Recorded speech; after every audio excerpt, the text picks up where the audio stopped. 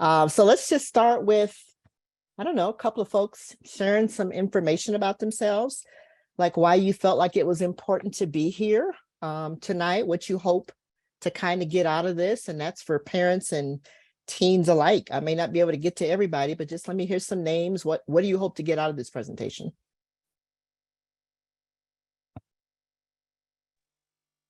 So I don't mind going first. Okay. Can you hear me okay? I can. Perfect. So my name is Heather Melendez. Where I would be right now, if I wasn't here right now, I would just probably be watching TV with my son, because that's what we usually do after he gets homework done in the evening. So this one I think is super important because my son is dealing with some mental health stuff. So I'm hoping to get some tools and stuff to kind of help with that. So I've been looking forward to this one for a while. Oh, good. I hope we can provide some to you. Thank you. Okay. Anybody else? Hopefully. My name is Angie Jean. The reason I was interested is because I recently adopted a soon-to-be teen, and the situation that she came was a country with a lot of trauma. So I want to be able to get some, she was adopted from Haiti. So there's a lot of trauma that she's observed, and she's very quiet. So I'm assuming she's holding a lot of things in. So as we're getting ready to deal not just with her teen years and the transition, I wanted to just get some skills. Okay. Thank you.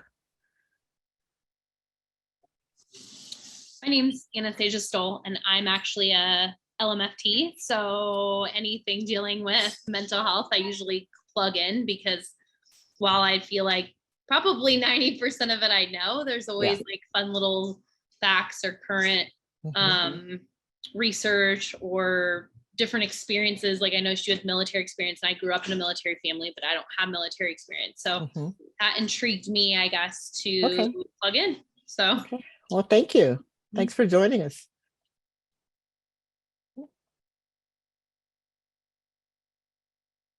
Anybody else? My name's Sarah Allard. I have 4 littles, and I'm currently in therapy myself for a lot of childhood trauma, unprocessed trauma that I didn't realize was unprocessed trauma. Obviously, this piqued my interest. Also, I want to be able to better help my children and not, recognize things that need to be recognized, so they can get help. Okay, awesome. Thank you for sharing. Thanks for joining us. And thank you for having 4 littles. That's a lot. You got your hands full. Yes. I chickened out. I quit after 2. 1 for each hand. Anybody else? This is my first time doing this, so I'm not sure if I'm getting through or not. You are? My name is Kruti Sierra. Okay, great. My name is Kruti Sierra, and I'm a grandma with a 9-year-old boy. And I see all the pressures and all the problems our kids are starting to, at such a young age, have to deal with. Social in all kinds of ways. And I just want to be ready for anything that I can detect early enough, to help out. Awesome. Well, thanks for joining us. Yeah, Thank prevention is a big part of that, and being aware of stuff on the front end versus being caught up in a nightmare on the back end. Yes, I agree. Knowledge is power. Yes, ma'am. Anybody else? Hi, can you hear me? I can. My name is Jordan Fenton. I have 3 girls, and I was really interested just because I have family members with mental health. I feel like as I've gotten older and become a parent, like seeing what my parents have gone through with that, I just realized, anybody can be susceptible, whether it's because your chemistry's off, because of your belief systems and your thoughts, and just not knowing how to take care of your body or your mind. And so I've just done a lot of work myself, not wanting to go through what my family members have gone through. And so this was definitely interesting to me. I'm excited to be here. Well, good. Excited to have you. Thank you for sharing. Yeah, thanks. And there's a lot of truth in what you just said. Anybody is acceptable. Mhm. Hi, my name is Kamla Singh. I don't know if you can hear me or not. I can hear you. I was interested because my son last year, doctor said he has little bit sign of depression. Mm, School, he went a lot of bullying, and where he was a very good boy, but last year he just took wrong turn, like he was not happy, mhm, sad. Still, he puts himself down all the time. I'm not good enough. mhm. So just to know how to help him, and Okay. like he doesn't have that like depression according to him and doctor what he wrote on the paper, but just to help him out and know more information like how to help him and how to make him stand and believe in himself. And I'm actually going to present a little bit on all three of those today. So hopefully that can help get you started in a good direction. Thank you. Good. Thank you. Okay, my name is Shalandra Cows. Can you hear me? Mhm. And the reason why I choose the program is because I have that in my family. Like, and my middle child, he autistic. I have three, Mhm. 16, 13, and then a 5-year-old girl. Mhm. But my middle one, he artistic, and it's just like it puzzles me. He's so smart, but with his communication, he's just not there. Mhm. Mhm. And I'm kind of scared, like maybe it's mental health issues or something he blocking away. I'm just trying to learn more about it. Yeah. Yeah. Mm. It sounds like he's what we call twice exceptional, where he may have a mental health challenge, but he's a very bright kid, got gifted at the same time. And we call those kids twice exceptional, is how we refer to them. Mhm. So he can be both very smart and still maybe deal with some autism or ADHD or something like that, and be very, very intelligent at the same time. Yep. So hopefully we can get you a little bit of information and get you started in a good direction as well. Okay, Mhm. thank you. You're welcome. All right, I'm gonna try to get started. Deborah, hopefully this thing will cooperate with me. It's being difficult. So, see if my slides will move forward.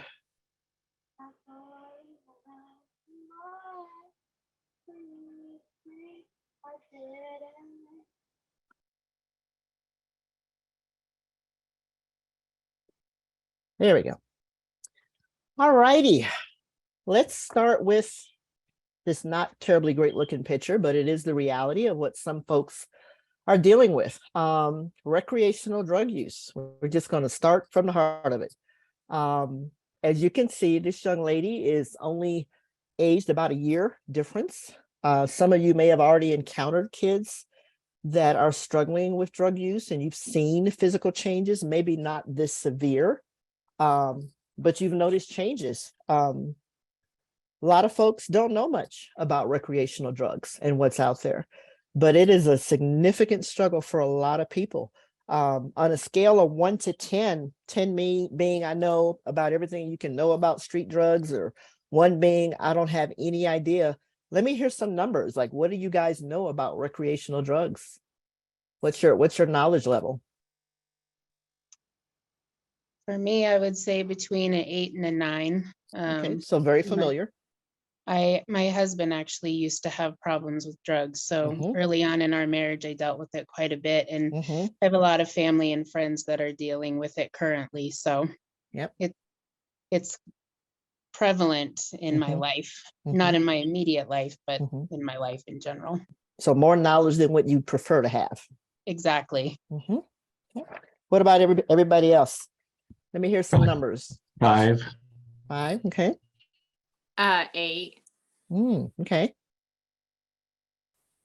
Any 1s or 2s? I'd be a 1 or 2. Okay. Okay. Yeah, So I'd not probably be a 1 or 2 as well. okay. Does this picture shock you guys?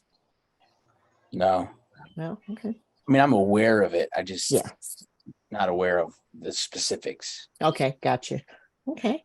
So as you can see, her appearance is, like I said, pretty significant. This is actually mild compared to some of the ones that I've seen. it impacts you, physically. You guys know that. Your ability to drive, which is a very scary thing. Even as I think about here in this lovely state of Colorado and recreational drug use, and I don't know how you all individually feel about cannabis use, whether it's good, not good, healthy, not healthy, medical, not medical. But the facts of the matter is, it's still a drug. I mean, we know now we can misuse Tylenol. It's a drug because it's something we're putting in our body, and it can impact everything about how we appear, our physical health. It shows up in school, lots of different ways. In our relationships, you guys know that. Those of you who are on the 8 to 10 level with your knowledge know how it's impacted your family. And alcohol is not much different, even though it's legal for those over the age of 21. It's still a drug that we're putting in our body, which therefore impacts our brains and our ability to show up and to perform in daily life. Any other ways that you guys can think of that it impacts you, other than what I've listed and what's listed on here? Financially. Financially, yeah, definitely. Very expensive habit. Oh, yes. Unfortunately, like if your kids have been involved like academically, big time. Yep. Which is a big warning sign too when you see their grades start to tank. Yes, absolutely. I mean, just families in general. My dad was abusive and he was an alcoholic. My parents divorced when I was real young, and just all the negative that came along with that. Yep, exactly. Yeah, it's like I said, regardless of how you feel about it, this is kind of what it can lead to. There are some people that can socially drink and they're fine for the rest of their lives. Then there's other people. I've got a client right now struggling with death and loss and COVID and all that it entails. And she's drinking a pint of vodka every single day in order to cope with life. And any of you that are familiar with drinking understand how significant that is. One of the things that my boss deals with constantly is what they call tissue damage in their body. When you're drinking alcohol to that level, you likely have impacted organs within your body, whether you realize it or not. And you normally have to get some kind of medical evaluation. The thing about drugs and alcohol, I don't know if many of you remember during COVID, and again, regardless of your political views or how you felt about it, one of the things that was left open were liquor stores. You guys remember that? Yes. And I'm like, what are we doing? We can't keep some other industry open, but the liquor stores. And then I remembered they couldn't close the liquor stores because in order to detox from alcohol, you need medical intervention. So for those people that are heavy alcohol users, if they shut those liquor stores, those same people would have ended up in the emergency room. And we already know the emergency rooms were stretched to maximum. So that's why they had to leave those stores open. I said, we have gotten ourselves in quite a pickle when we have to leave substance use stores open in order to keep people alive because they were dependent upon it. So yeah, that's the downfall. You become chemically dependent upon these substances. Next, let's move on to, this thing just moves slow. Oh my goodness.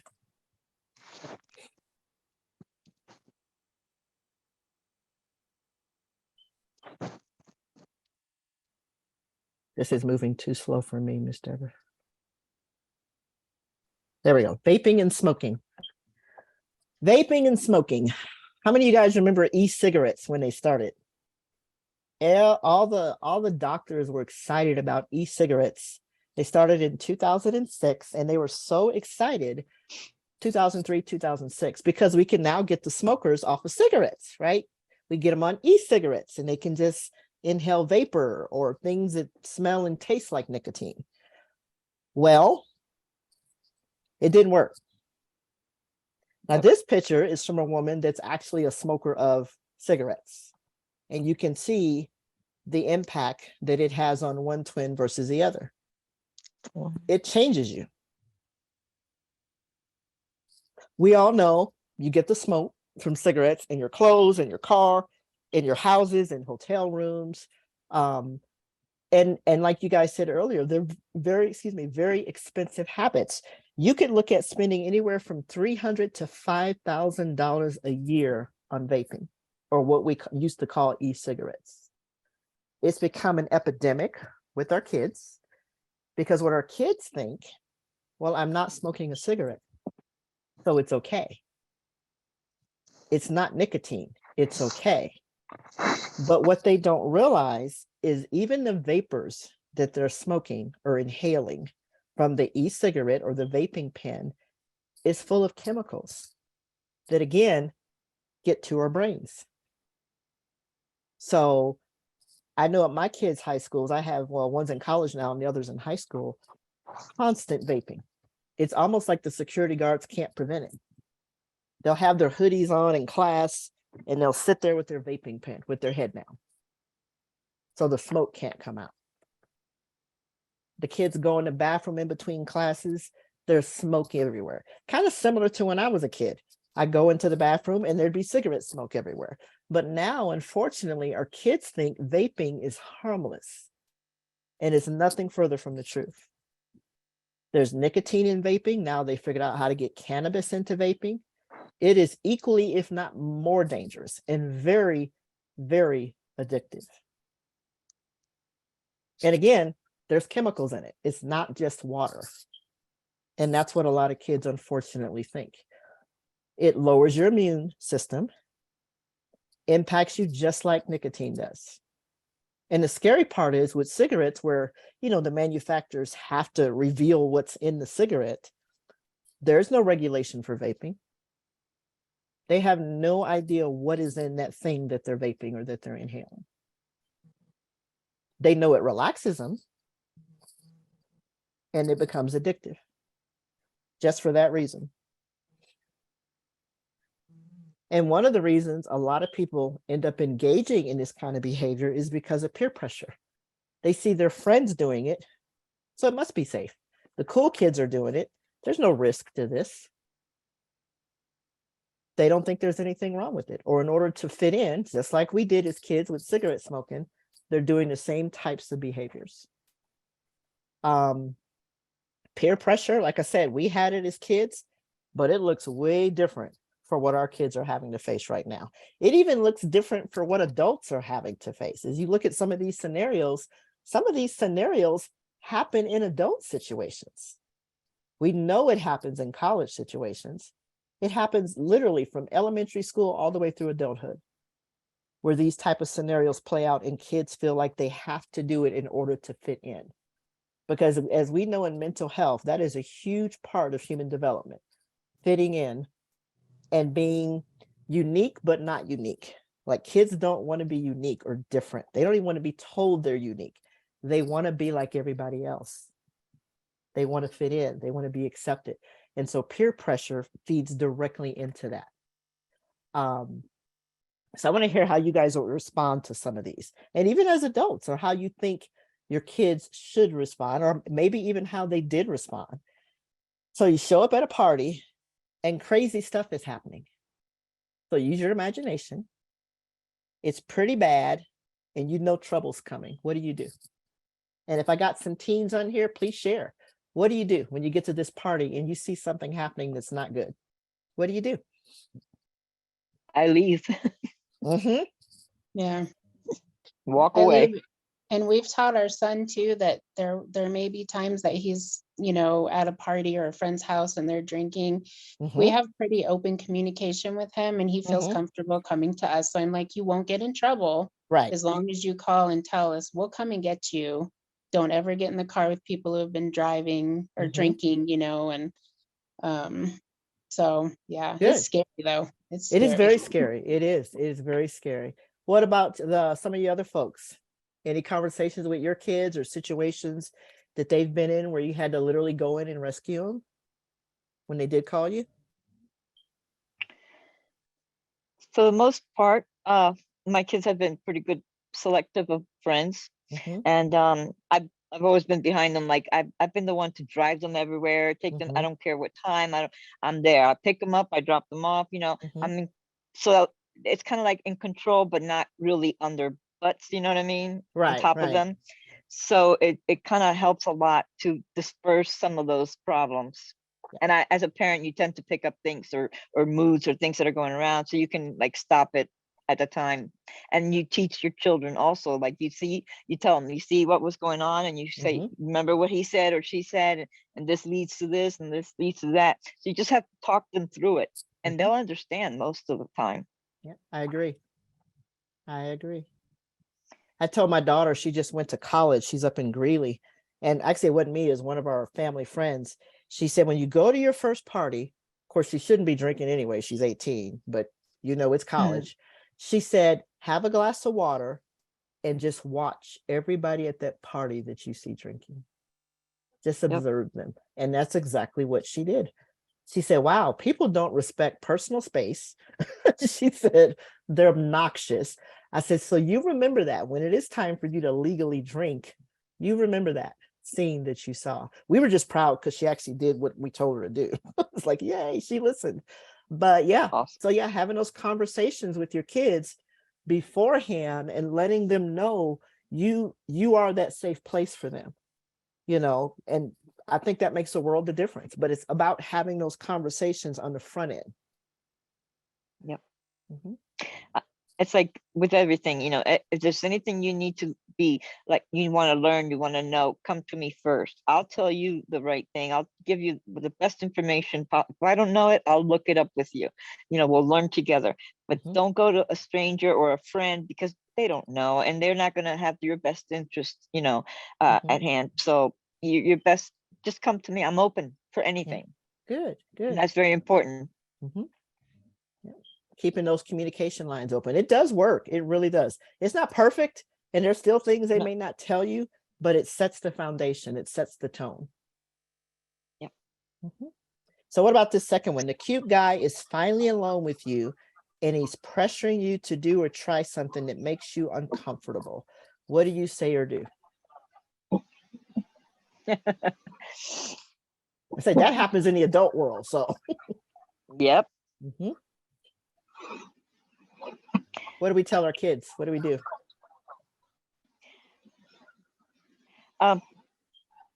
In my case, I'm setting boundaries ahead of time, or from the very start. It's always worked, and I've taught my kids that you set your boundaries when you meet someone, or you set, these are my standards and these are my points. This is what I'm willing to do and what I'm not willing to do, right up front. So they have no guessing, and if they push, then they know to just leave it alone, like walk away. And I've heard from a couple of clients that have done that with their kids. They actually have their kids set the boundaries, so they have buy-in. And I've heard a lot of positive feedback from that. Like they sit down and work with them, and like, you decide, is holding hands too much, or is tongue kissing too much? You decide what's too much too soon. And the kids actually contribute to that conversation. So they're holding their own self to that standard. Again, nothing's perfect, but at least it's a start in setting that foundation. But you'd be surprised. One of the things I went through when I was in grad school, I took a sexuality class as a elective, and I'll never forget, there were about 14 adult women in that class, and none of them had spoken to their teenagers about sex. And at the time, my daughter was 12. We had already had multiple conversations, and their kids were in high school. I said, what are y'all doing? What are you waiting on? Several of them were already sexually active, but they had not had the conversation because they said it felt too uncomfortable. I was flabbergasted. I said, yes, it feels uncomfortable, but your kids probably need to know how they got here. So if it's uncomfortable, talk to a friend, get help, get support. And please, as a therapist, I am begging you to have those conversations with your kids. The earlier, the better, boys and girls alike, so we can help them. Well, Ms. Butler, to reiterate what you said also as a therapist, like we set those boundaries little. Like we taught our kids the proper words. They use the proper word at daycare, at school. Like if it makes big people and grown-ups uncomfortable, too bad. Like it's protecting my daughter. Exactly. And like I have a worksheet that I use in therapy with my trauma kids. That's 2 bodies, and they're one shows the front of them and the back of them, and there's a color code at the top, and it's like red, yellow, purple, green, whatever, and it says, you know, always, you know, sometimes, never, with permission. And like I've had kids who are weird about their feet, and so they color that purple. They're like, always with permission. I don't care how good I know you. You need to ask to tickle or touch my feet. And like, you know, I have teenagers, I have adults do it. I have couples do it who have, you know, sexual boundary issues. Oh, I like that. It really is helpful to empower our kids to always have boundaries. Like we can't say, oh, mommy can tickle you and hug you whether you like it or not. But by the way, when little Johnny tries to mess with you at the party, you better have good boundaries. Like it's all or nothing, really. Yeah, that is very true, because they get mixed messages if you don't do that. So yeah, thank you. Yeah, you're right. What about this scenario? A couple broke up and somebody's passing around pictures of the guy naked. What do you do? What do you tell your kiddos?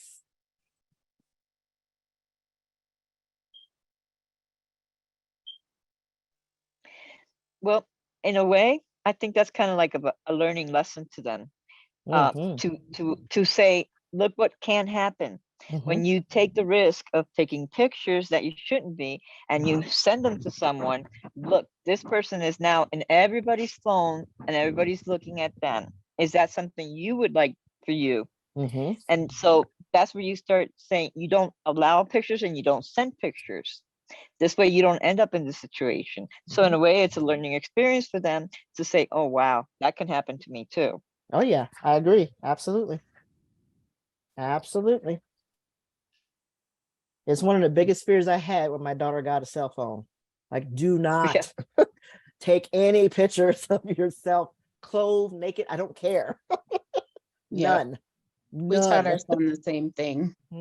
You have to, because they don't know. They just think it's exciting and they don't realize the danger that it poses to them. It'll come back to them. Yeah, exactly. Exactly. What happens when you hear somebody gossiping about someone? And the pressure to feed into that, because it's juicy gossip. We taught our son not to participate in it, because, you know, if they're gossiping about other people, they're going to be gossiping about you. And how would you feel if it was you? I mean, our son's only in 6th grade, but he's already dealt with, you know, kids saying hurtful things behind his back and stuff. So we taught him not to engage in that kind of behavior at all, and to just walk away. And it's okay to call people out on it and tell them it's not okay to behave this way. Yep, good.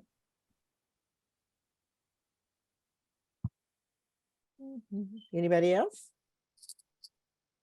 My main thing in life with my kids is like, don't do what you don't want done to you. That's a very old thing, and it's you know, it's been through the ages and it works just as well.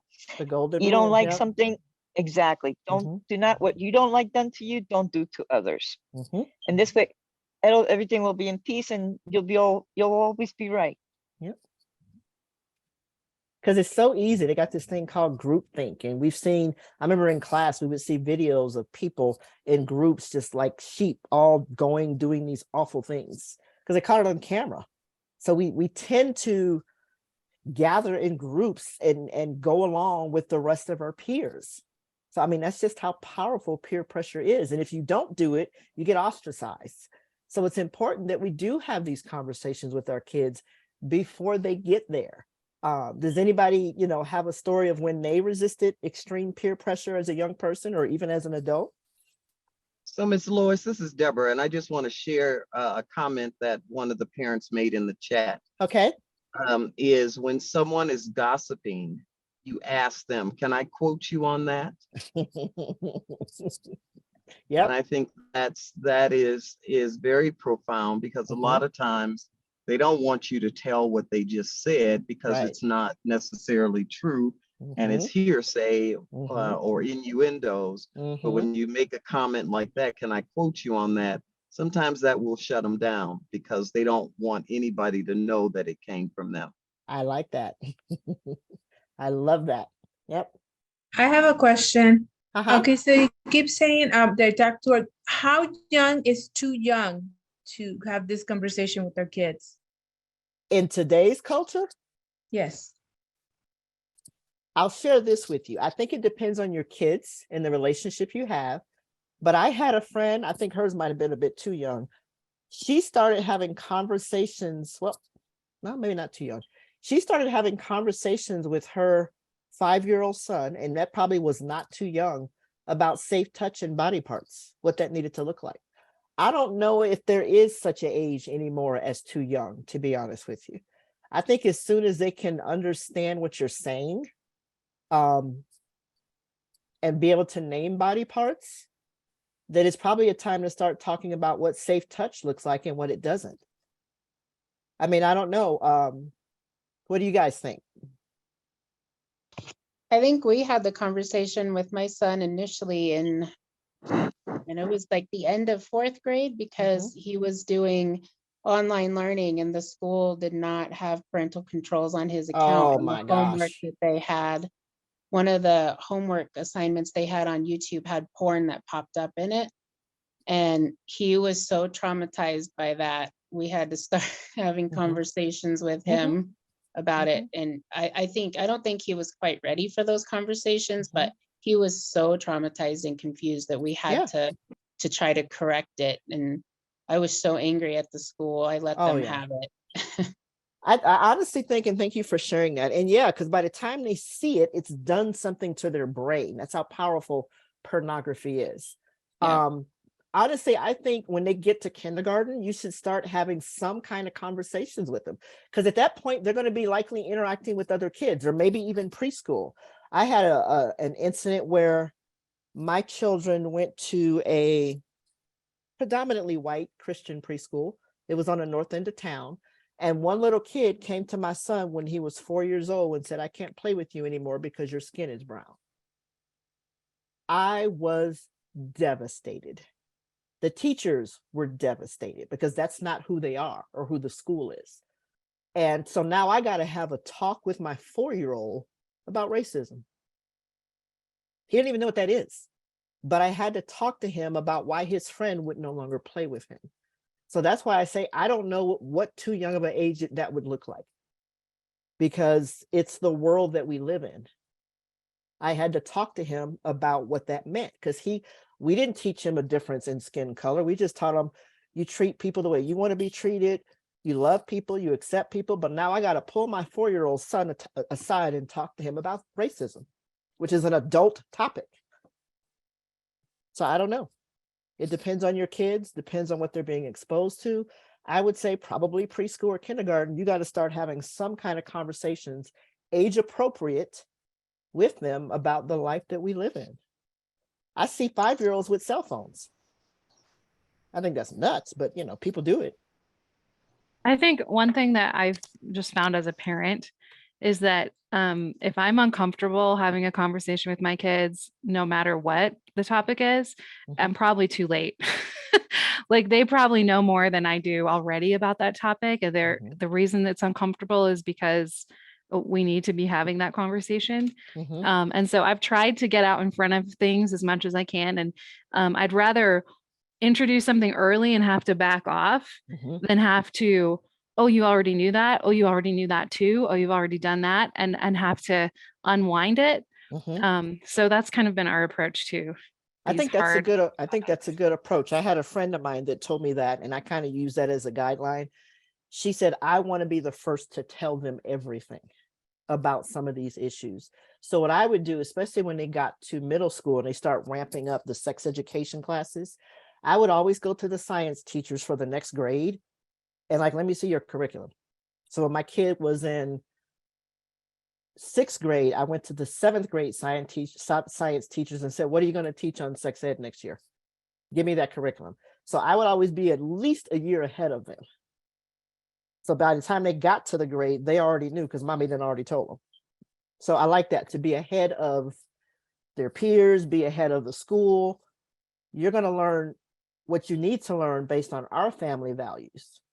So yeah, I think that's a good approach, to be ahead of it. The racism thing caught me completely off guard. Complete. School apologized. I never did know what kids said it. But we had to move forward from it. That's terrible. It was awful. He was only 4 years old. That's so awful. It was. I know that at the Vanguard School, they offer Kid Power at no cost. And it's 1st through 5th grade. I know that as an organization, they have classes for other grade levels, but you know, they have a 4-hour training that they do about, you know, safe touch and things of that sort, about bullying, and they cover everything, and it's really comprehensive. One thing that I do know about the organization is that anybody can attend those trainings, no matter what your socioeconomic status is. So they don't turn anybody away. They do provide scholarships. That's a concern to you. And, you know, the people over there are really nice, are out in the community all the time. And so that's something to consider for additional supplemental information. Yeah, awesome. Thank you for sharing that. Thank you so much. Anybody else have a story about how they resisted peer pressure that they want to share, or that their kids did something really amazing in that area?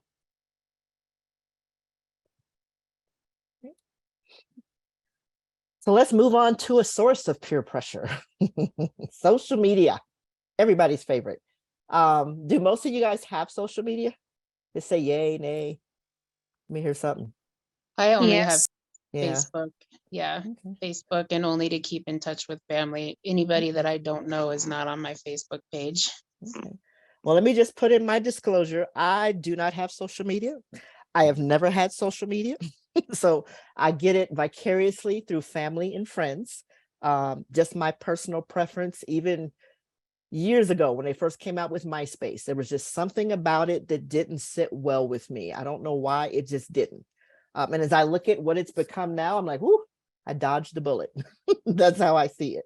But as you guys probably know, for those that don't know how to manage it well, it can, number one, it's very addictive. It can promote anxiety and depression, because what we've learned about it, now that we've had time to do research, people only generally put really happy stuff on social media. They're living a perfect life and life is wonderful. So then when you get the average Joe like me, and I'm like, well, my life kind of sucks because they got all this and they're doing this, and my life is nowhere near that. And we know that's not true. Hence the anxiety, the depression, the low self-esteem. And ironically, for a tool that was supposed to connect all of us, they have discovered the people that use it the most are the loneliest people. So it's interesting. Social media doesn't provide social support as we thought it was supposed to. I cannot tell you how many clients I have. I said, tell me about your friend group. Tell me about your support group. Well, I only have online friends. Only have online friends that I game with. Some of them eventually realize those are not friends. They're just people that are playing a game. They look around. I'm like, have they ever been to your house? Have you ever gone to dinner with them? Do you know their family members? Do they know your best friend? Very deceptive. And our kids want what? Snapchat, Instagram. I don't even know all of it. Not so much Facebook, because they said that's for boomers. I don't think they're interested in Twitter. TikTok, that's the thing now. TikTok. They want all of that. My daughter begged me for social media, I think from the time she was like 14. Everybody has it. I don't care what everybody has, because I'm that mom. She, interestingly enough, she learned how to be social without it, which I'm glad I waited. She didn't get it till she was 17, about to graduate high school. And a friend of mine said, Lois, it's better that she get it now while she's still at home and she can mess up, versus when she turns 18 and goes to college. I was like, oh yeah, that's a good point. Then she can do what she wants. I'm like, okay. So I gave it to her when she was about to turn 17. And I think she's doing well with it, but I'll let you in on a little secret. Remember I told you I don't have social media.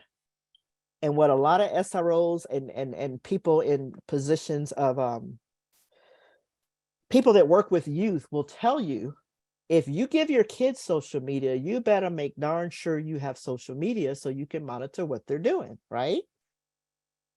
I still didn't want to do that. So what she doesn't know, she's like, Mom, such and such is your job, wants to follow me on Instagram. I said, oh yeah, let them. They love you. They've known you. What she doesn't know, and y'all better not tell her, I have spies. So all her aunts, all my friends, they're watching what she does on social media. She has no idea.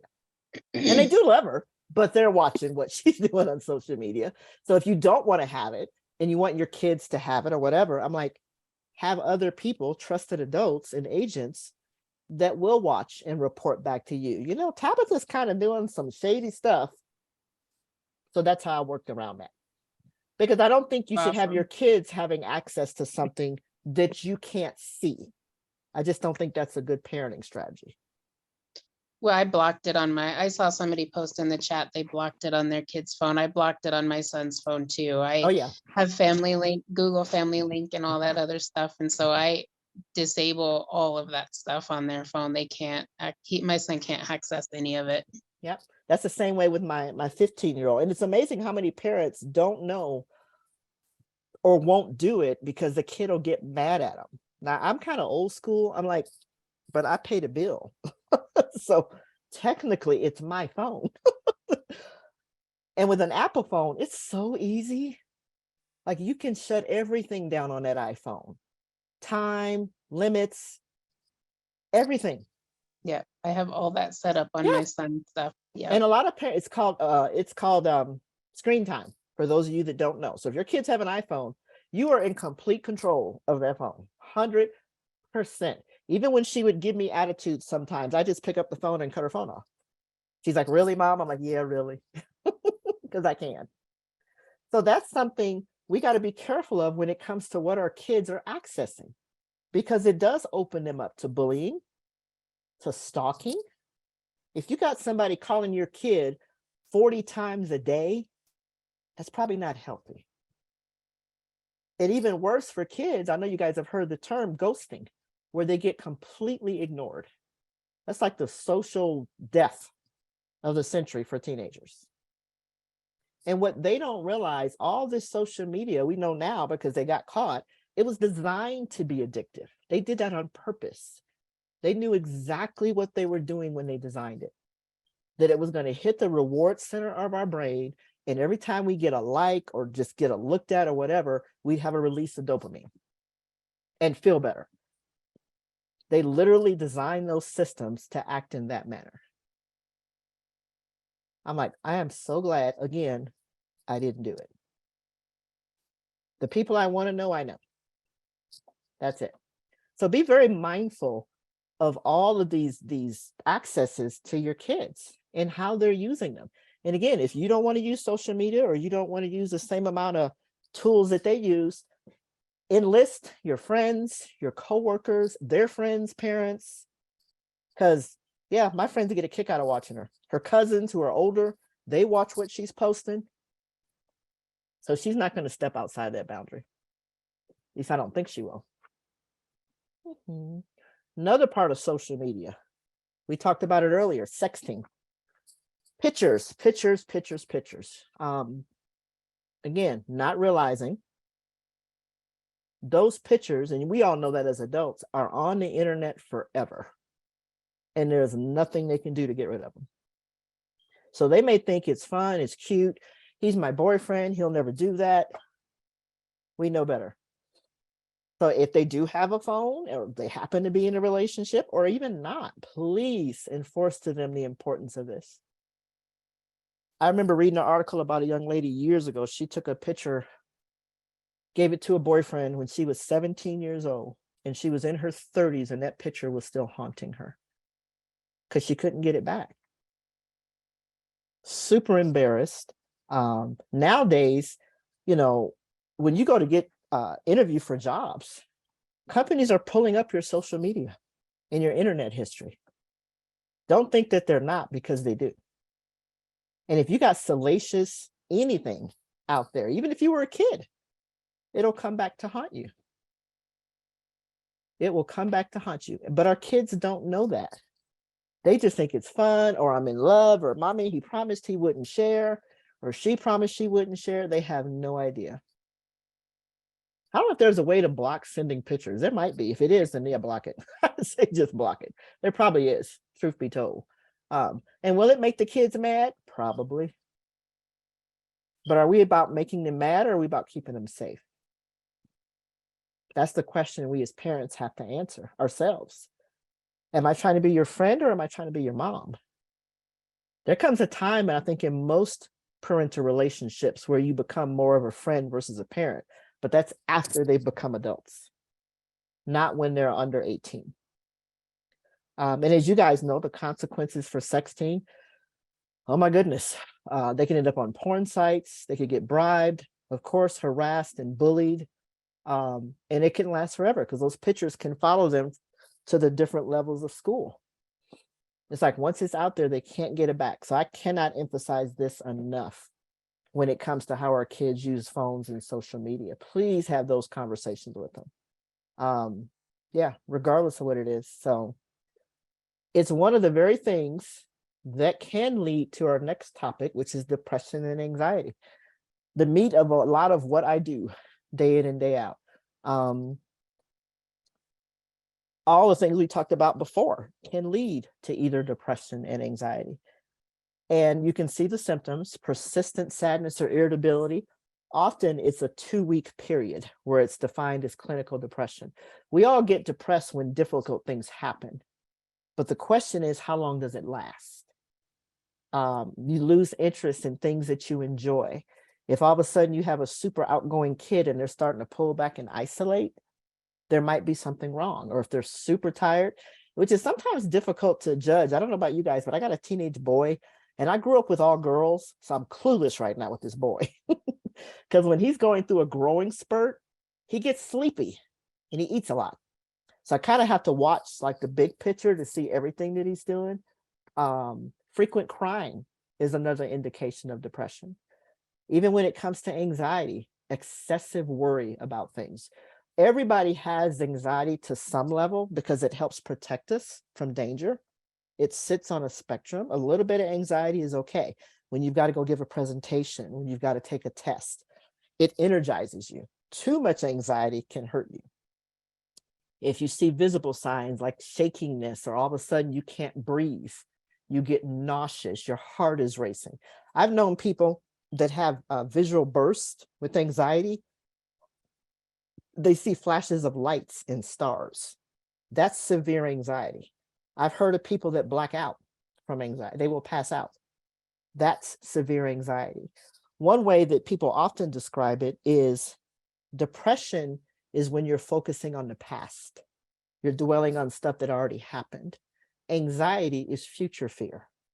Future fear about something that hasn't even happened yet. That's the easiest way to distinguish the difference. But believe it or not, there's often overlap with the two. So it makes it hard to determine which one it is, because both of them can involve having difficulty concentrating, sleep disturbances, like I said earlier, a loss of energy. You have aches, pains, stomach issues. That can happen with both depression and anxiety. And so the best thing to do, even if you suspect it, is to get them to a mental health practitioner, because there's things that we can do. We can help determine if it's either or if it's none. Like maybe it's developmental, because there's overlap. Here's just some facts with depression. 10 to 15% of teens have depression symptoms. Less than 33% of these teens will actually reach out to get help because they're afraid. They don't know what that looks like, or maybe they think something's going to happen to them, or maybe they think they're going to get in trouble with their parents, or I don't want to be a bother to anyone. That's one that I hear a lot. 25% of all teens and 30% of teen girls suffer with anxiety. So if you got a daughter with 2 friends, one of the 3 of them has anxiety, at least. And again, very few of them will actually seek help. because they just figure it's no big deal, or they don't want to bother their parents, or they've heard something or seen something on TV or on media that makes it not okay. The good news is, I believe, with this generation up under us, what are they? What are they? X, Y, is it millennials? Is it Gen Z? Gen Z, thank you, which is my daughter. The good news about Gen Z compared to previous generations, they will wear mental health like a badge. I told my daughter, I said, you guys put mental health on the map for the most part. Most of her friends, most of my son's friends got anxiety, depression, sadly, self-harming behavior. They're on antidepressants. They see therapists. They brag about it. They talk about it. They don't have the shame associated with it as the previous generations. So that's one good thing. And I think COVID, as awful as it was and still is, it kind of helped bring it to the forefront just a little bit more. Because as we look around, a lot of our kids are struggling. And some of that's directly related to COVID and what they had to endure. And here in Colorado, we had it better than most states. I think a lot of our schools at least tried to get the kids back in seat. Still felt awful, but they at least tried. There were some kids across this country, they didn't go to school for 2 years. Everything was online for 2 solid years. So if our kids are struggling, imagine how those kids on the East Coast are struggling. So one of the ways that you can help as far as prevention is recognize that it's not as easy as just snap out of it. Just go do something fun, you'll be fine. Not with clinical depression or anxiety. They won't be. And again, another way you can help prevent it is watch what they're doing. Are they eating right? Are they exercising? Are they getting enough sleep? It doesn't mean they will be completely exempt from it, but it does help.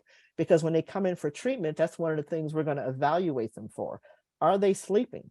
If they're not sleeping, they're probably not going to do well. What do they eat? Tell me about their friend group. Are they staying connected to family and to friends? If you do those things, it can help prevent some of those symptoms. Not always, but it just kind of builds a buffer between you and depression and anxiety. Okay. Another cause for, again, depression and anxiety, self-esteem. What does that look like? Again, social media. We see people with filters for days on social media pictures.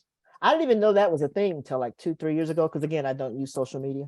I'm like, what in the world? Like you can alter your face and your nose and hair and body, and that is awful, especially for young people. Now I say that, do any of you use filters to alter your hair, your body, your face? I hope not. Be yourselves. Ms. Butler, Yes. do you mind if I ask a question? No, go ahead. Do you feel like that mental health, you mentioned earlier that mental health, it's at the forefront. We're doing a lot better job of acknowledging it, getting people help. Do you feel like that it's something like that is more prevalent, or we're just more aware of it? Like, has it always been as bad as it is now, or are we making it worse? Does that make sense? Like, I think it's more prevalent and we're more aware of it. I think it's both. I think it's a little bit of both, because it's always been there. I think because of so many cultural issues and changes, it's become more prevalent. You can't talk. When you think about families and what families look like today versus, I don't know, years ago. I think about, I'll just use myself as an example. I think about my own family. I come from a broken family. I think about families before my generation. I think about, a big one I think about is, when I say families, you don't see too often parents, grandparents, cousins living close to each other like you did decades ago. Now we're spread out all over the United States of America. And I can just see grandparents, I'm talking about healthy people, healthy in the fact that, they're not abusive or, caught up in substances and stuff. I think about just that family unit by itself and the difference it can make for support. If all of a sudden mom or dad ends up in the hospital or somebody loses their job or just something not too catastrophic, but catastrophic, and grandparents are near to help, or sister, brother near to help, or maybe somebody has a mental health crisis and somebody ends up in the hospital and someone's close to help, it makes a big difference. So I think because of just that one aspect of family and the way our families look today versus decades ago, I think it's more prevalent. I don't think kids have the same type of support that they used to have. I think social media, they now know, has contributed to increased anxiety and depression. So I think it's both. Yeah, I guess what I'm saying is, let's say, I'm just going to make a percentage. Let's say that 40% of teenagers between the ages of 13 and 18, 40% have mental health, anxiety, or depression. I'm just making that up. And we are more aware of it now. We acknowledge it's not as taboo. It's kind of like we get the help. Do you think that percentage is higher, or do you think that it's always been that and we just didn't talk about it before? And so now it's like the numbers seem higher because we're more aware of it, or are actually people struggling with that at a greater rate than they were? I personally believe that we're struggling at a greater rate. I really do. It would be hard for them to, I think, argue other case, but my personal opinion is that we are struggling at a greater rate.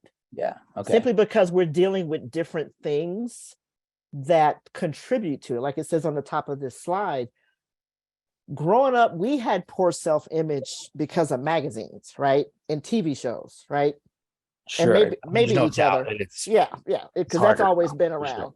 But now, when you add in, let's put in social media and let's put in filters where I can have a 36, 24, 36 and perfectly manicured feet and makeup and eyes. And there's another component that got dumped in there. Sure.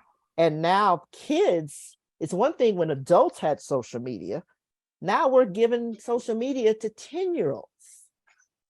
So I think it's worse now because instead of them learning the things they need or learning how to be resilient or learning how, like I told you about my daughter, one of my coworkers told me, Lois, I'm glad you didn't give it to her because she learned how to be social first before she got access to social media.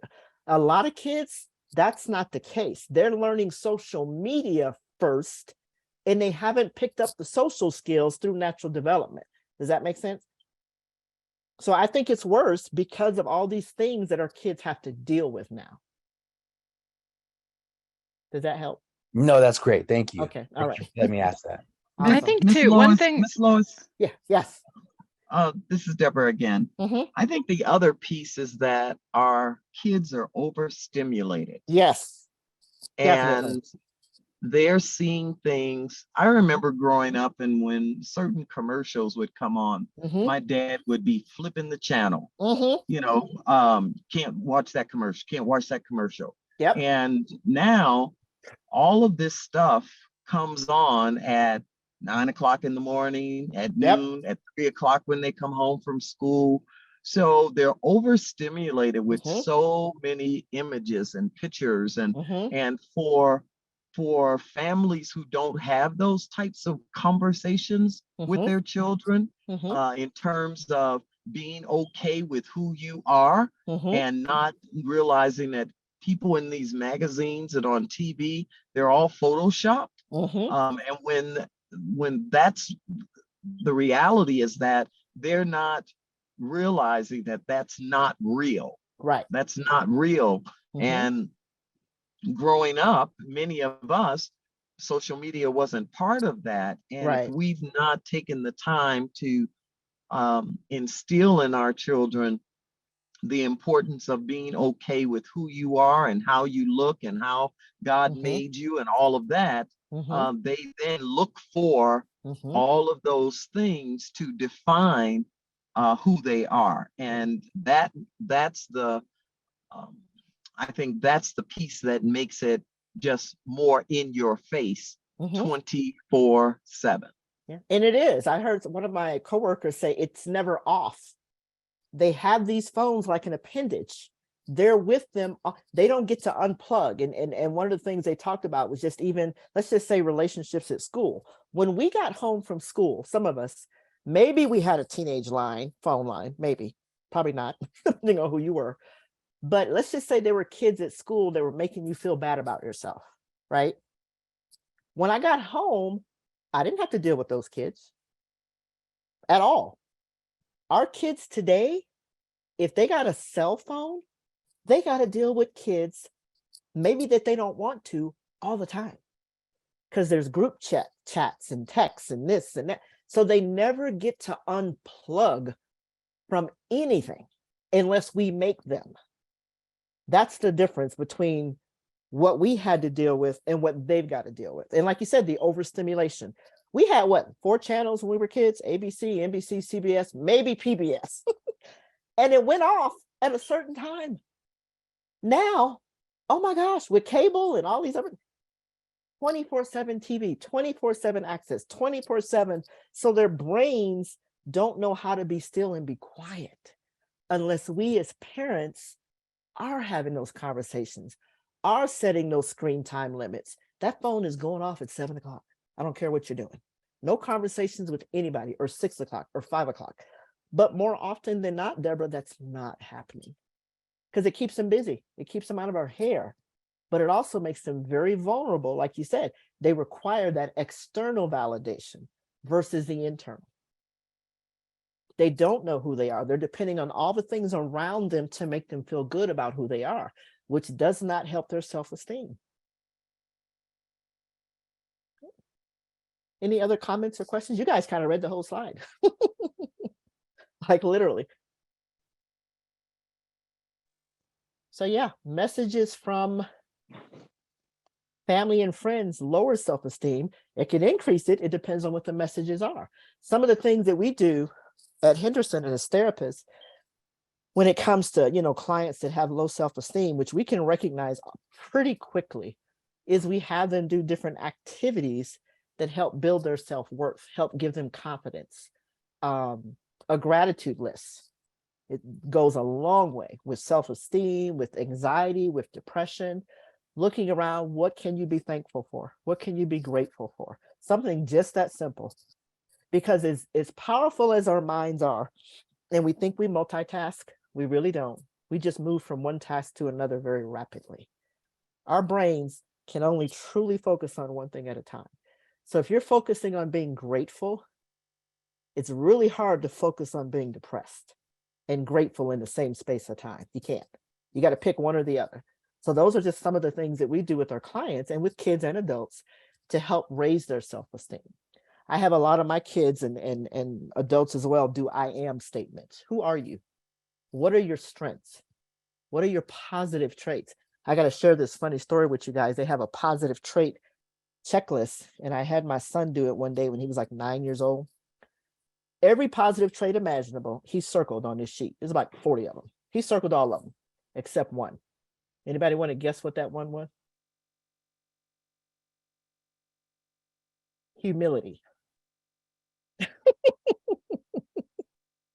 He told me, he said, because I didn't know what it was.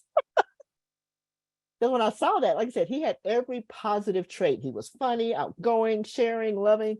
I said, you think really highly of yourself. But the one he did not circle was humility. I said, wow, that's really fascinating. He said, Mommy, because I didn't know what it was. I said, okay. I said, you're fine. But those are some of the things that, I do with adults and kids, like it says there, identifying what your positive traits are. That can go a long way in helping your kids. You can Google that and pull up that same worksheet. Yes. I was just going to say, I heard it said one time, there's an analogy of, if you're standing in a field and there's a barn in the field, if you put your hand in front of your eyes, you can't see the barn, even though the barn is so much bigger than your hand. But if you're focused on your hand, it's going to seem so large and huge. And sometimes we just have to shift our perspective and focus on what the good things, Yes. So where we put our perspective is where we're going to identify with. Absolutely. Yep. And that's what we try to do when working with people that are struggling with self-esteem, is to shift their focus. But yeah, if you Google identifying positive traits, you'll be able to pull up that worksheet. Pull it out with your own kiddos. If you see them struggling with being able to identify positive things about themselves, I even had kids give that sheet to their teachers or to other family members. I said, I want to hear what they think about you, and bring that sheet back to me. And they get surprised and like, oh, I am funny. Yeah, you are funny. And you're not the only one that thinks so. All your teachers said the same thing, or I'll give it to the parents and have them take it to other people, other trusted adults. It always turns out positive. And it does, it helps rebuild their self-esteem and their confidence in who they are. I had someone tell me one time, right before we had our first kid, it was a pastor. He said, always remember that what you magnify in them is what they're going to identify with. They'll identify with what you magnify. Yep. And that always stuck with me. That's true. That is so true. I think parents are way more powerful, I think, than what we believe we are. And I think sometimes we forget that. I do. When in all the rush and the routine and the schedules, we forget that the things we tell our kids really, really matter. They really do. We have way more power, I think, than what we remember at times. So yeah, there are ways to build your kids' self-esteem.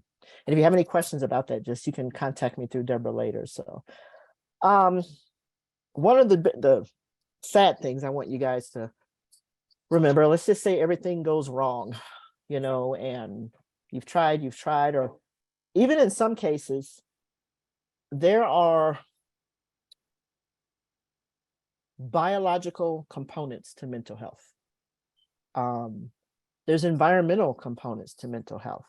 I know several years ago, we had a number of suicides when I first entered the counseling field, especially in D20. I don't think it was a big secret. It was a big issue. It was a big struggle. Sometimes these kids form packs for some reason. Thankfully, I think they've moved away from that, but it's still a real issue. I think on the news a year ago, saw an 8-year-old little girl being bullied that killed herself. I can't even fathom how she must have felt. So it's a very, very real thing for a lot of people. I work, like the bio said, I work in a ministry called Grief Share at my church. So I've sat with a lot of people that are grieving the death of a suicide, a lot of family members, a lot of friends. And it's a very, very difficult thing for the person that commits it, and then for the family that they leave behind and friends. One of the big things I want you guys to take away, not necessarily focusing on the stats, but hopefully most of you are aware of the change in the phone number, the National Suicide Hotline. They tried to simplify it and make it 988. That's, I think, one of the reasons we all had to start dialing 719. It had something to do with that. The other number still works, the 1-800-273-TALK. It's going to work for a while, but now they're trying to make it simple for people to get help. And what you get with that line is you get access to a licensed therapist 24 hours a day. So you don't have to remember 1-800 blah, blah, blah, 988.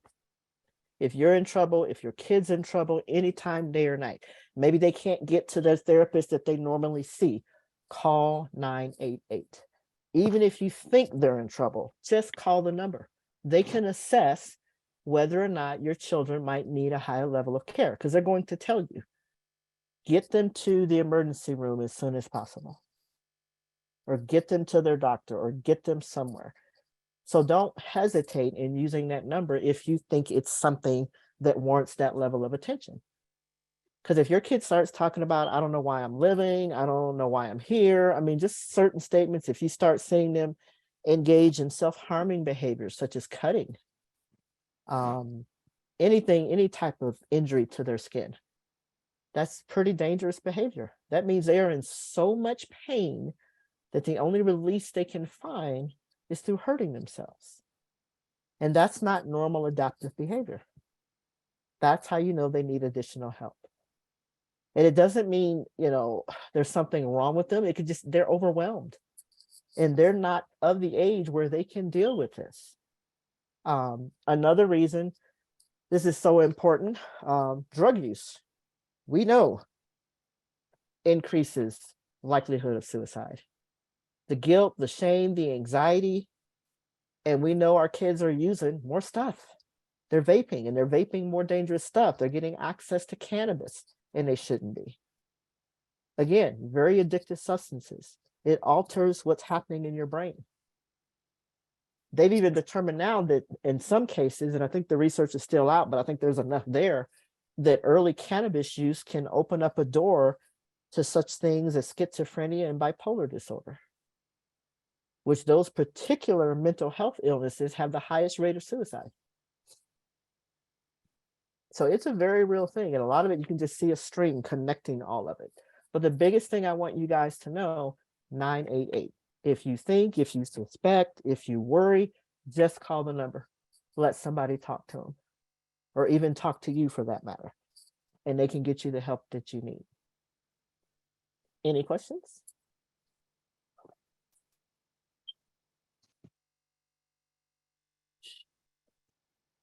Warning signs. I want you guys to know, what am I looking for? How would I know? Because we get that question a lot. Hopelessness is a big one. That is a big one. When people lose hope, they're in dangerous territory. Loneliness, the perception of being a burden. So they're not a burden, but they believe that they are. If they say things like, I wish I could just disappear, I wish I were never here, that's what you need to be aware of. Everybody has sadness and depression when you're in a saddening, depressing situation. Even when I think about grief, I've had spouses that say, I wish I could be with my husband. On the surface, that seems like a suicidal statement. But here's what you got to look for. If they're seeking out weapons, pills, or ways to kill themselves.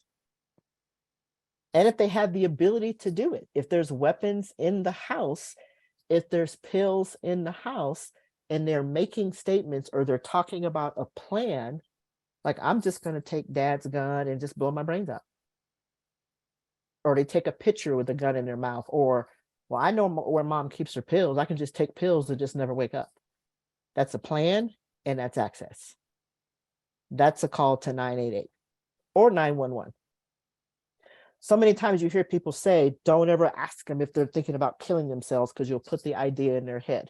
I hope everybody by now know that that's a myth. If your kid or your kid's friends are talking about hurting themselves, please stop and dig and ask them. So tell me about that. What would you do? Ask them. Just ask them. And if they tell you, well, I'll just take all mom's pills. And mom has a whole bunch of antidepressants or blood pressure medication, you need to get on the phone. Or if your kid, well, I know where dad keeps the guns. That's a plan, and that's access. That's significant suicidal threats. But people think, well, I can't ask them because I'll put it in their head. No, that's not what happens. So again, please ask that question. What do? You find a trusted adult. You call the National Suicide Prevention Line. If nothing else, you get them in the car and you take them to the emergency room. If you bring them to their therapist, likely we will assess them. We'll do a safety plan, and I'm going to tell you, you need to take them to the emergency room right now. And they're going to assess them. If you call us and you're like, Lois, and I'm sitting with them now, and they put a rope around their neck last night. You don't need to bring them to see Lois. You need to take them to the emergency room or to the walk-in crisis center by calling 988. So those are the things we need to look for to help protect our kids. Just remember, plan and access. And that's how you know they're in significant trouble. And there's no shame in that. I mean, hopefully you've built up or can still build up a relationship to let them know. I ask my kids all the time when they get super sad, I'm like, so tell me about it. Of course, I'm a therapist, but still, I'm like, any thoughts of cutting, hurting yourselves? I'm hoping they're telling me the truth. And then I'm watching them. And I'm looking for these other signs. Inviting them to join counseling. Because even though they've removed a lot of the stigma, one of the things that's frustrating for us is, this I know for me as a therapist, is when you force your kid into counseling. So you're going to force your kid to come talk to a complete stranger. That makes them so angry. Invite them to the process. They will fare way better with it versus being forced. Because nobody likes to be forced, not even kiddos. I have a question, yes, or maybe some advice, I okay. guess. My daughter, she's a teenager, and she's a sophomore this year. And there's a girl that she's been friends with since junior high. And she's made different remarks over the years. And my daughter would come to me, I'd call the parent, first couple of times. They were very concerned. And then it got to the point where it was like, oh, she's doing it for attention. And they're like kind of, blowing it off like it's no big deal. And so I guess what I'm asking for the advice, what should I be doing? Because, you never know, that one time is the time. And I think the parents have just gotten so used to it, numb to it, or they just don't want to see it, or whatever it is. I feel like I'm not this child's parent, and I hurt more for them, or have more of an urgency to help them than their own parent does. So what do you say about that? Is she making self-harming statements?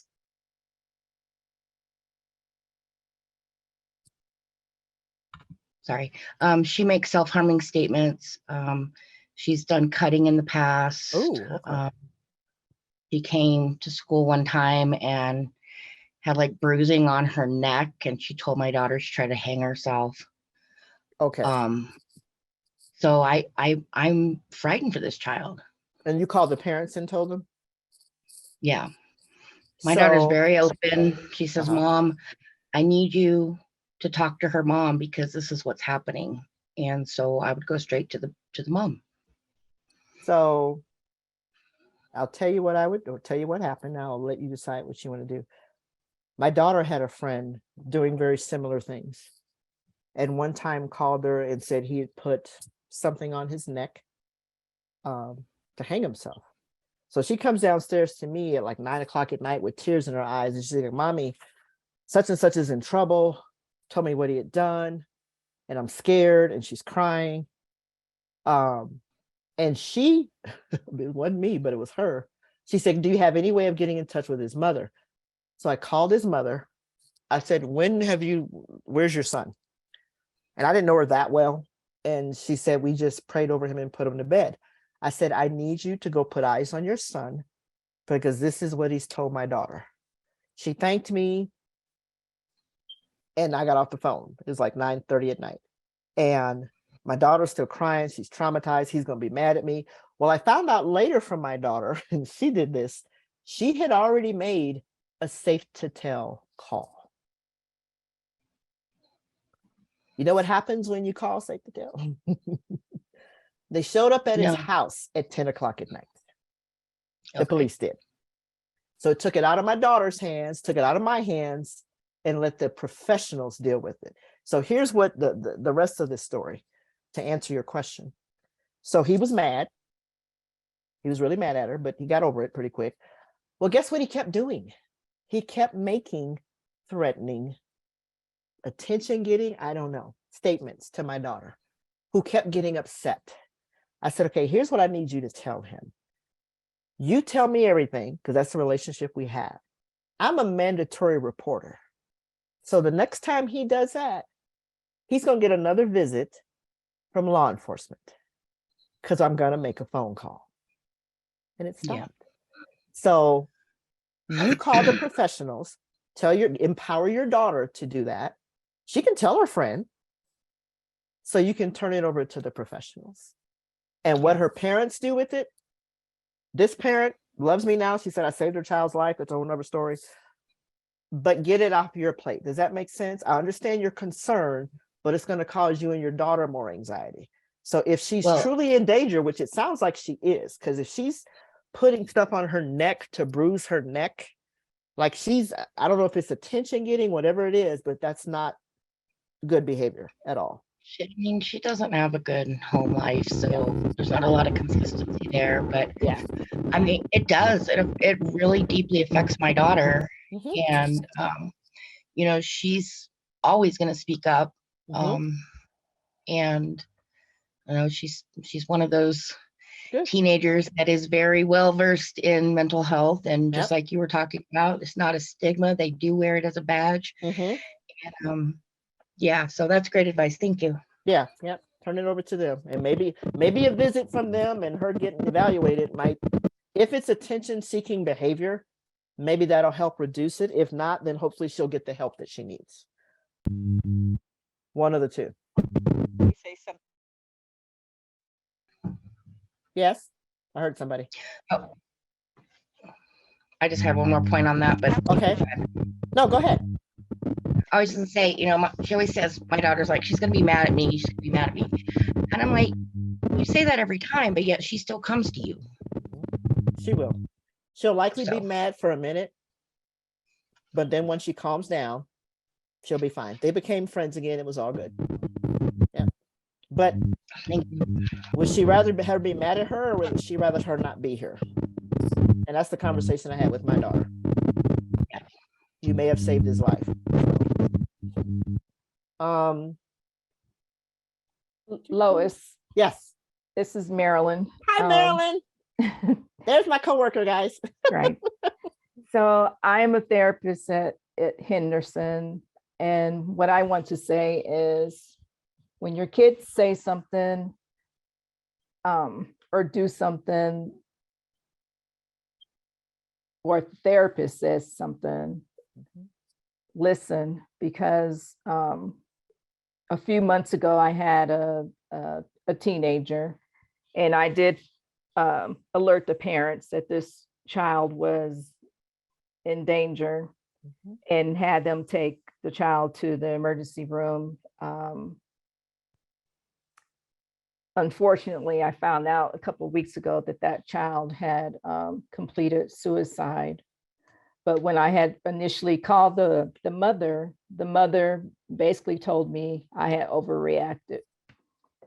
So some parents may not take it serious, you know, so it's better to err on caution, you know, if your kids are exhibiting any of these signs, you know, get them the help that they need. Absolutely. My experience in my family, I've had 2 suicide deaths. And I learned that sometimes they say, oh, if people say it all the time, that means they're not going to do it. They just want attention. And it was always like that way. And they actually did. And they did go with it. So you can't, oh, they just want attention. No. You got to take it every new thing, you know? Yeah. Got to get them to a professional and let them evaluate it, because we've been trained to determine, is it attention getting behavior or is it not? Are they truly at risk? There are things that professionals know that can help determine that. And sometimes we don't even get it 100% right. But like Marilyn said, we're going to err on the side of caution and say, get them to the emergency room to a higher level of care. Because our job is to keep everybody alive. That's our whole focus, and healthy.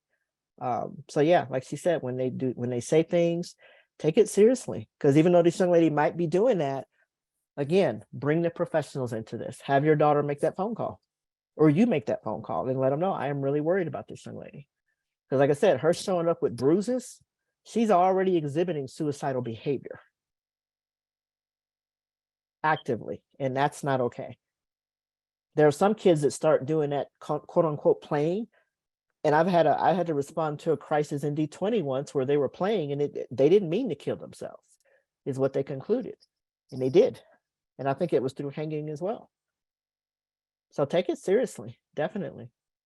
And like I said, let the professionals parse out whether it's attention getting or whether it's a true risk for them harming themselves. Any other comments? So on a more positive note, some things we can do. A lot of times, I know Marilyn probably sees it too, and the other mental health professionals here. A lot of times people struggle with these mental health issues because they lack purpose. They lack identity. They don't have what they see as a reason to live or to do anything for that matter. So I just wanted to briefly touch on, just something positive you can help your kids with are goals. I sit down every year with, at least I try to, every year with my kids. I know a lot of organizations sit down, identify your professional goals. What are some of your personal goals? What are some of those things that motivate you? Those are the types of things that can help build their self-esteem, especially when they accomplish it. Especially, and this just kind of goes over, kind of what those goals are, how you can set them up. You identify them, you determine, is it a good goal, bad goal? Is it realistic? Is it something I can actually accomplish? What are the obstacles to me reaching these goals in my life? What are some resources that I have access to and ways that I can help overcome those obstacles? And then look at the individual steps that they need to accomplish those goals. Sitting down with your kiddos and taking time to do something even this simple goes a long way in helping build their self-esteem and even helping to solidify your relationship, giving you insight into what they're thinking. Are they struggling with some of these mental health issues? Their school goals, their career, even their career goals, their college goals, if they're close to that age. I mean, you can start doing this at any age, really. And like I said, even on a professional level, that's what we do. We sit down and do the same thing. But a lot of times what we see for people that struggle with these mental health issues, they have no goals. I know I work with a lot of retirement aged people, and they've retired and now they're depressed because they don't have a reason to get up every day. They don't have it. They have no purpose. They get up, watch TV, drink coffee, walk the dog, watch more TV, cook dinner, go to bed for like 10 years. And then they wonder why they're depressed. Like, because we need purpose. We need to have goals in life, motivation. You got to do something, go volunteer. So I work with a lot of people, of all ages, but especially the senior ages, to try to give them purpose in life and help them establish goals so they could have a reason to keep living. One of the things we brought up earlier, we talked about stigma. I think you guys know enough about it. And like I said earlier, I think that our kids behind us have gone a long way in removing a lot of that stigma, but we got a lot more work to do. I think about males. I won't pick on men, but I know a lot of males struggle with getting help for mental health. So if the adult males struggle, imagine how the young adult males are struggling. Imagine how the football players are struggling, or the basketball players, or the wrestlers. They're too masculine to get help for mental health issues. But helping people understand there is no reason to feel ashamed about getting help when your brain goes awry, or when life hits you with significant issues such as trauma or death. But the only way we're going to help overcome that stigma is being able to talk about it, having forums like this, having discussions with our kids, us ourselves being willing to go get help. When we struggle, we set the example. We make counseling safe. Like I said earlier, not browbeating your kid into counseling and using it as a weapon, but inviting them to go talk to someone. Because now we know mental illness is very common. I think it's 1 in 4 adults have a diagnosable mental health condition. That means a family of 4, I'll just pick on the whole family, somebody's got a mental health issue, according to the stats. But it's treatable. It doesn't mean it's the end of your life. Going to counseling doesn't make you a weak person. And that's the lesson we got to teach our kids. Sometimes you go to counseling just to help reach goals. Like there are people that come to counseling for career progression, life changes. It's not just because you have a mental health issue. It could be for so many other reasons, but we've got to help to put a positive spin on it by removing that stigma and making it safe. Whether or not your kids may need medication in addition to the counseling, that's what they'll help determine. We often have to send people out for evaluations, depending on what they're showing to us. But we try our best to make it safe. And again, to not make it a shaming thing.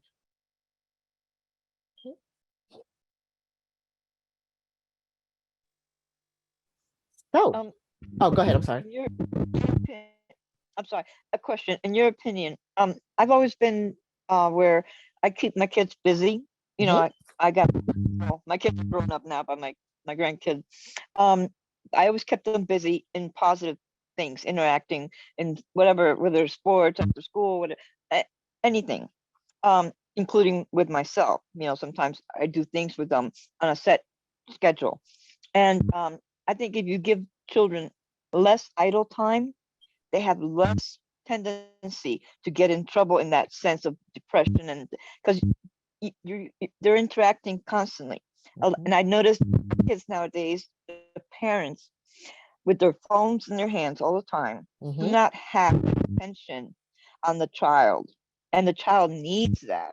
You know, I find it that if you give them the attention and you give them the time, you do things with them, they don't really have that need to, you know, be so depressed or, you know, want to, you know, harm themselves. Is that a good thing? Or no, I agree. I remember I used to have a pastor in Albuquerque. He said it all the time. I don't even know if it was in the Bible. He said, what is it? Idle mind is a devil's workshop. And he said the same thing. Like when they were kids, they worked on their farm from sunup to sundown. They got out of school and they went to work on the farm and they took a bath, went to bed. He said, we were too tired to get into trouble. I think there's some truth to that. If you keep them busy, you know, I mean, there's obviously times you got to have downtime. It does make it real hard to get into a whole lot of trouble or to really dwell on, I don't know, just different things. So yeah, I think it can be beneficial for some kids. Too busy can be harmful, but it's again, I think it depends on your individual situation and who your kid is. Yeah, I just think it depends. But I think, like I said, I think there's some truth to that.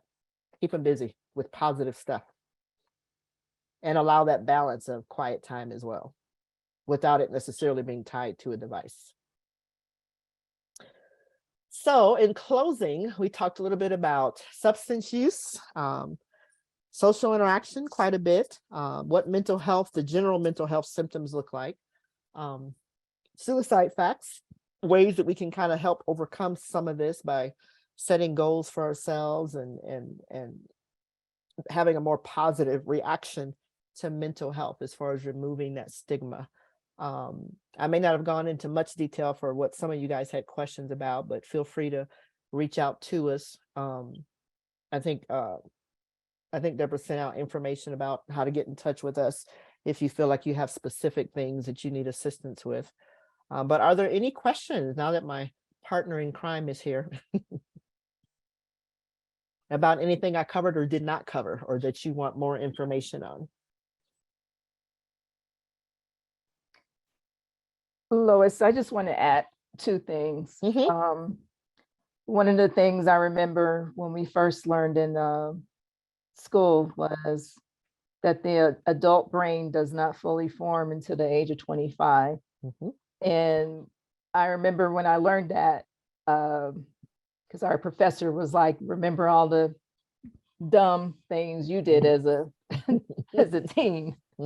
And sometimes we forget that when we're looking at kids and you're wondering, why did you do that? Why did you say that? Their brain has not fully formed. And just like Deborah said, all these distractions with the phones and TV and everything else, their brain doesn't have the capacity for all of that. So if you're looking at your kid and you're wondering, why did you do that? Why did you say that? Their brains are not formed.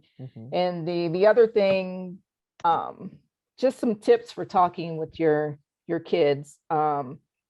if you want to know what your kids know, play dumb sometimes and ask them a question. What do you think about this? Or I don't know what this is. They'll explain it to you. You know, because kids sometimes they don't want to talk to their parents or other adults face to face. Sometimes they will open up, like if you're in a car side by side. They don't have to look at you, but you know, that might be a time to have a dialogue with your kids. What do you think about this or that? But if they don't want to talk, don't keep pushing. You know, just wait another time and see if they'll open up. And I think too, to piggyback on that, Marilyn, sometimes they bring up stuff at the most inconvenient times. You know, maybe you got a project to do, or maybe you something, but it's times like that we often have to make the sacrifice and be emotionally and mentally available when they are ready to talk.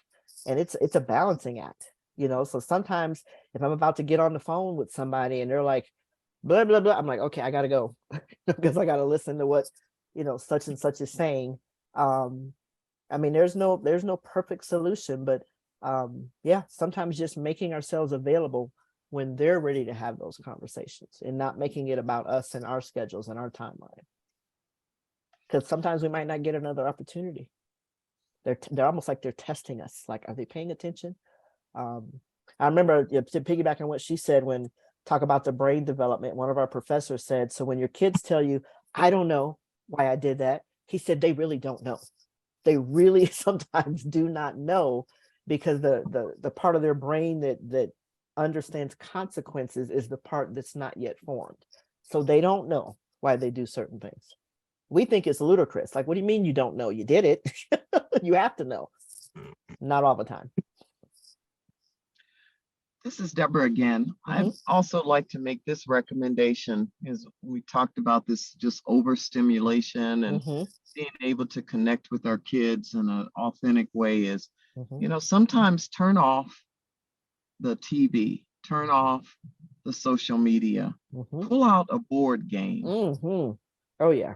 So many kids, we were working with a group of middle schoolers, and I pulled out checkers at a big mat, and the kids were like, what is that? I mean, they had never played checkers. They had never played tic-tac-toe on paper. So they do this stuff on their phones, but don't realize that, you know, there's another way that it used to be done with a piece of paper and pencil, or, you know, little game pieces. But we as parents, we're busy, we're tired, got a lot of stuff going on, but our children are our greatest asset. And we've got to find the time to spend with them without all the noise. And it takes time, but even if you did 10 to 15 minutes, a couple of days a week, what a difference it would make in terms of having just that quality time that is not technology driven. So just a suggestion. Absolutely. And if you want a funny activity, you know how kids always have the game controllers and they think they have hand-to-eye coordination when they're playing their video games? Go get a set of jacks. I guarantee you'll get quite a lot of laughs, because they have zero hand-to-eye coordination when it comes to games like that.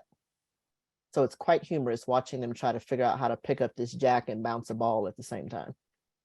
But yeah, I concur with what Deborah said about getting board games. We do a lot of that. And it makes a difference. Just simple stuff. Uno, checkers, Battleship, just old-fashioned fun board games.